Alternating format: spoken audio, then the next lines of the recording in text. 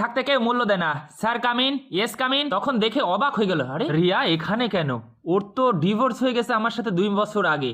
তারপর কি ব্যাপার, এই অবস্থা এখানে? ব্যাপার কি, আমার সাথে তো ডিভোর্স 2 বছর আগে হলো, তারপর এখানে? তাড়াতাড়ি মুখে মাস্ক লাগিয়ে নিল, তারপর মুখে বলল, জি স্যার একটু তাকাবেন।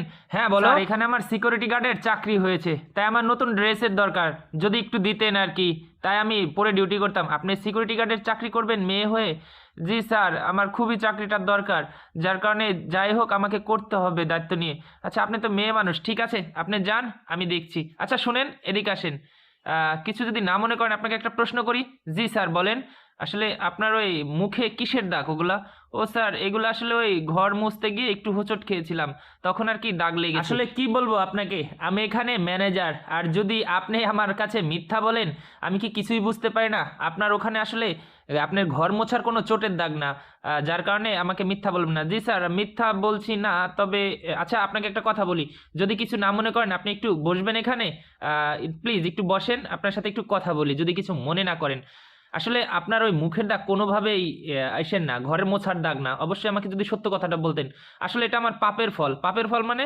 জি স্যার আমি 2 বছর আগে বিয়ে করেছিলাম, তাকে ছেড়ে আমি নতুন বিয়ে করেছি সুখের আশায়, আর সেই সুখ আমার কপালে সইছে না। কেন, আপনার আগের স্বামী ভালো ছিল না? না স্যার খুবই ভালো ছিল, ওর মতন কোনো মানুষই হয় না। তাহলে ছেড়ে গেলেন যে? স্যার ভালোবাসার লোভে আর টাকার লোভে যে ধনী ছেলেকে বিয়ে করেছি, কিছুদিন ভালোই ছিল। কেন ও ভালোবাসে না? না ভালোবাসে, কিন্তু সেই মতো না।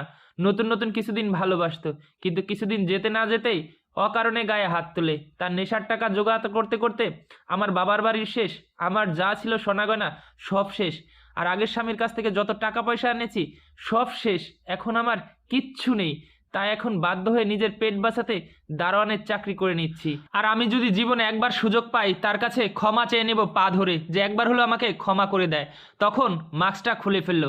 আচ্ছা আমি ক্ষমা করে দিছি। তখন মেয়েটি দেখে অবাক হয়ে গেল, আরে আপনি এখানে? আপনি আপনি কিভাবে এখানে?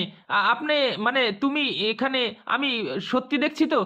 না সত্যি বলতে প্লিজ আমার বিশ্বাস হচ্ছে না, সত্যি আপনি এখানে জব করেন? প্লিজ আমাকে ক্ষমা করে দিবেন। আমি তো ক্ষমা করে দিয়েছি, বাট তুমি যদি ক্ষমা করো, আমাকে ছোট করবেন না এভাবে, আমি অনেক ঋণী আপনার কাছে। ওকে ঋণ শোধ করে দাও। কিভাবে? আমাকে দ্বিতীয়বার বিয়ে করো। বিয়ে? হ্যাঁ বিয়ে। কেন আপনি বিয়ে করেন নাই? বিয়ে? স্যার কি বলছেন? আমি জীবনে যে ভুল করেছি আর কি বলবো। হ্যাঁ আমি বলছি আর একবার ভুল করো, আর ভুল করে আমাকে ক্ষমা করার সুযোগ করে দাও, কারণ আমি তোমাকে খুব ভালোবাসি, আর ভালোবেসেছি বলে এখন পর্যন্ত বিয়ে করিনি। সত্যি তুমি আমাকে এত ভালোবাসতা, যার কারণে আমার কপালে এই ছিল মনে হয়। এমন অনেক মেয়ে আছে সুখে থাকার পরে অতিরিক্ত সুখের আশা এবং টাকার আশা, তাদের কপালটাও ঠিক এরকম। শেয়ার করে দিবেন।